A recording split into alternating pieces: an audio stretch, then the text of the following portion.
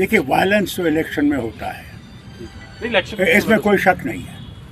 Election commission का काम है कि वो किसी का साइड नहीं ले और सही तरीके से ये देखे कि इलेक्शन साफ सुथरे हो। ये इलेक्शन कमीशन का जो उनके पास अथॉरिटी है वो इस चीज़ की है। अगर इलेक्शन कमीशन बायस हो जाता है फिर वो इलेक्शन में ख़तरा रहता है। तो ममता बनर्जी जी कह रही हैं, जो आपका सवाल है, कि इलेक्शन कमीशन बायस है और वक्त बताएगा कि क्या इलेक्शन कमीशन बायस है या नहीं।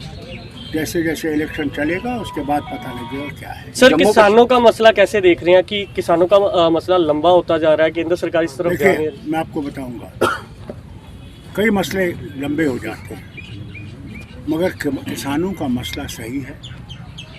3 कानून जो पास किए गए, हमने उसका विरोध किया पार्लियामेंट में और हमने उस वक्त भी सरकार से कहा था इसको स्टैंडिंग कमेटी में भेज दीजिए, वहाँ देखें इसमें अगर कोई खराबी है उसको ठीक किया जा सकता है और फिर कानून लाइए। जम्मू कश्मीर आज भी हम ये कहते हैं कि ये जो कानून है इसको वापस ले लीजिए, किसानों से बैठ के बात कर लीजिए और जो सही है उसको लाइए, जिसमें किसान भी खुश रहेगा, देश भी आगे तरक्की करेगा। किसान मर गया तो हम कहाँ जाएंगे। फारूक सर, सुब्रमण्यम स्वामी जो भाजपा के नेता है, उन्होंने ही अपनी सरकार के ऊपर सवाल उठाए हैं कि केंद्र सरकार किसानों के मसले में नहीं झुक रही, वो चीन के आगे झुक जाती है। देखिए, इसमें कोई शक नहीं है कि चीन काफ़ी पावरफुल है, मगर हमें भी ये नहीं समझना चाहिए कि हम कमज़ोर हैं। हमने चूड़ियाँ पहन नहीं रखी। मैं ये ज़रूर कहूँगा, हाँ वो है मजबूत, मगर जब इंसान वो तहिया कर ले तो वो फिर जो आपको याद होगा वो गोलायत और डेविड की कहानी, कितना बड़ा जायंट था और इतना टीनेजर आदमी था, मगर उसमें इरादा था, उसने गोलायत को गिरा दिया। इसलिए हमें घबराना नहीं चाहिए। सर, जम्मू कश्मीर में 370 हटने के बाद क्या क्या बदलाव आपको देखने को मिले हैं? मुझे तो कोई बदलाव नहीं मिला। जैसे कि पहले पत्थरबाजी हुआ करती थी। कुछ देर ही पहले जब गुलाम नबी आज़ाद साहब थे, विपक्ष के नेता थे राज्यसभा में, तो उनने सवाल उठा, वहाँ से उनने कहा था कि बहुत तरक्की हुई है। उनने एक ही चीज़ कही, उन्होंने कहा सांबा देखिए, सांबा में 12,000 लगे हुए थे उद्योग। जब से 370 उठाया गया, आज वहाँ सिर्फ 7,000 उद्योग हैं। वो क्यों भाग गए? अगर सचमुच हम लोग उन्नति पे हैं, तरक्की कर रहे हैं, तो उनको और आना चाहिए और इंडस्ट्री लगनी चाहिए। जिस तरह पहले पत्थरबाजी घटनाओं समझते हैं कि पत्थर मारने से ही बदलाव आ जाता है, उससे आप लोगों के दिलों को नहीं देखते। आखिरकार 370 किसने दिया था?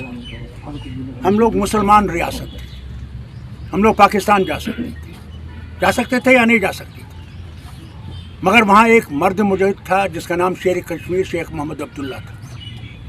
उसने कहा कि हमारा नाता हिंदुस्तान के साथ है, बहुत गांधी के हिंदुस्तान के साथ है, याद रखिएगा। तो अब सर क्या ताकत के साथ नहीं था। और जब उस वक्त बैठे तो महाराजा हरि सिंह ने 1927 में कानून लाया था डोगराओं के, वो जो उनके जो कल्चर है उनको बचाने के लिए। वही फिर 370 में आया, बचाव आया और उस बचाव ने रियासत को बचा दिया। जिस तरह बाकी रियासतों में लोग बसे हुए हैं, हमारी रियासत में नहीं बसे हुए हैं। वो तो एक बचाव है, बाकी जगहों तो सब बसे हुए हैं। तो इसे ये कहना, हमने कभी नहीं कहा हम भारत के हिस्सा नहीं, हम भारत के हिस्सा है, ये गलतफहमी निकालिए। हम भारतीय हैं, मगर जो आपने हमसे वादा किया है उसको पूरा कीजिए। और हम कुछ नहीं चाहते, हम भारत के साथ तरक्की करना चाहते हैं, पीछे नहीं हटना चाहते। सर, आपने कहा सर, पंजाब में लगभग चुनाव, आपका विजिट तुम कैसे देखें फिरोजपुर में? आज देखिए, सबसे बड़ी चीज़ मुझे, पिछली दफ़ा जब मैं आया था कुछ साल पहले, तो मैं यहाँ नहीं आया था और मेरी ज़बरदस्त इच्छा थी कि इन फौजियों ने जो कुर्बानियाँ दी हैं, और तब कुर्बानियाँ दी हैं 18,000 आज तो 21 है, अंग्रेज़ों का राज है, मैं उस वक्त आ नहीं सका। आज मेरा ये ख्वाब पूरा हुआ कि मैं यहाँ पे आ सका, उनको श्रद्धांजलि पेश कर सका और गुरुद्वारे में अपने लिए और मुल्क के लिए दुआ कर सका। सर कुछ राजनीति का हलचल देखिए अब तो होगा, जब अब आप कहते हैं बुगल बढ़ेगा, आप देखना क्या क्या आएगा यहाँ, क्या क्या कहा जाएगा और किस तरह देश को बांटा जाएगा, हिंदू को अलग, सिख को अलग, मुसलमान को अलग।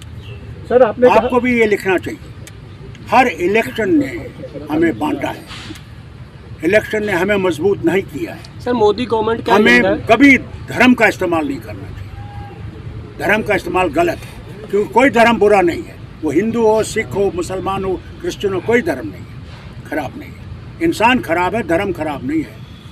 इसलिए हमें ये कोशिश करनी चाहिए कि धर्म पे मत बांटो लोगों, मंदिर और मस्जिद पे मत बांटो, गुरुद्वारे पे मत बांटो, तरक्की पे बांटो। आज हम कोविड में फंसे हुए हैं, रोज बढ़ रहा है, ग्राफ बढ़ रहा है, इससे हमें लड़ना है, धर्म से नहीं लड़ना है। सर आपने कहा था साहब यही तो ना जो मैंने आज कहा, पता नहीं उसको भी कैसे आप लुटाते थे, इधर से उधर से उधर। अगर हम इलेक्शन नहीं लड़ते तो ये कहते हैं कि साहब पाकिस्तान से कॉल आया है कि इलेक्शन मत लड़ो। जब हमने लड़ा और हम घरों में बंद थे, तब भी हमने डंके की चोट दिखाया कि नेशनल कॉन्फ्रेंस और जो हमने वो गठबंधन बनाया वो जिंदा है। तो यार हिंदुस्तानी क्या कहेगा, चीन से वो फ़ायदा लो, पाकिस्तान से फ़ायदा लो। हमने लड़ना है तो यहाँ की सरकार से लेना है जो हमारा हक है। सर मोदी को हिंदुस्तान गांधी का हिंदुस्तान सबके लिए था, जी सर, मुसलमान के लिए, हिंदू के लिए, सिख के लिए, ईसाई के लिए, और जिसका धर्म नहीं है उसके लिए भी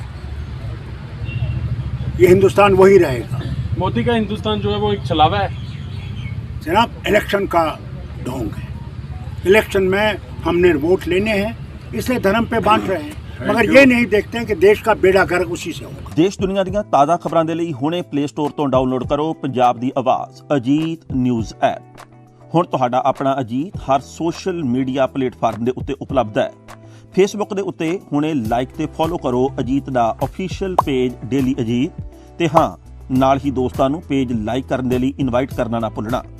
ਇੰਨਾ ਹੀ ਨਹੀਂ, ਹਿੰਦੀ ਦੇ ਵਿੱਚ ਖਬਰਾਂ ਵਾਸਤੇ ਲਾਈਕ ਤੇ ਫੋਲੋ ਕਰੋ ਸਾਡਾ ਫੇਸਬੁੱਕ ਪੇਜ ਅਜੀਤ ਸਮਾਚਾਰ ਹਿੰਦੀ। YouTube ਦੇ ਉੱਤੇ ਵੀਡੀਓ ਖਬਰਾਂ ਦੇਖਣ ਦੇ ਲਈ ਹੁਣੇ ਸਬਸਕ੍ਰਾਈਬ ਕਰੋ ਅਜੀਤ ਦਾ official YouTube channel Ajit web TV. ਤੁਹਾਡਾ ਆਪਣਾ ਅਜੀਤ ਹੁਣ ਟਵਿੱਟਰ ਤੇ ਇੰਸਟਾਗ੍ਰਾਮ ਦੇ ਉੱਤੇ ਵੀ ਉਪਲਬਧ ਹੈ। ਟਵਿੱਟਰ ਦੇ ਉੱਤੇ ਖਬਰਾਂ ਦੇ ਲਈ ਫੋਲੋ ਕਰੋ ਡੇਲੀ ਅਜੀਤ ਤੇ ਇੰਸਟਾਗ੍ਰਾਮ ਦੇ ਉੱਤੇ ਖਬਰਾਂ ਦੇ ਨਾਲ ਵੀਡੀਓ ਦੇਖਣ ਦੇ ਲਈ ਫੋਲੋ ਕਰੋ ਬਲੂ ਟਿਕ ਵਾਲਾ ਸਾਡਾ ਅਫੀਸ਼ੀਅਲ ਚੈਨਲ ਡੇਲੀ ਅਜੀਤ। ਇੰਨਾ ਹੀ ਨਹੀਂ, ਅਜੀਤ ਦੇ ਵੀਡੀਓ ਹੁਣ ਤੁਸੀਂ ਐਪਲ ਟੀਵੀ ਦੇ ਉੱਤੇ ਵੀ ਵੇਖ ਸਕਦੇ ਹੋ ਤੇ ਨਾਲ ਹੀ ਅਜੀਤ ਅਖਬਾਰ ਦਾ ਡਿਜੀਟਲ ਐਡੀਸ਼ਨ ਪੜ੍ਹਨ ਦੇ ਲਈ ਡਾਊਨਲੋਡ ਕਰੋ ਅਜੀਤ ਈ ਪੇਪਰ ਐਪ। ਤੁਹਾਡਾ ਆਪਣਾ ਭਰੋਸੇਯੋਗ ਚੈਨਲ, ਤੁਹਾਡੀ ਆਪਣੀ ਆਵਾਜ਼, ਪੰਜਾਬ ਦੀ ਆਵਾਜ਼ ਅਜੀਤ।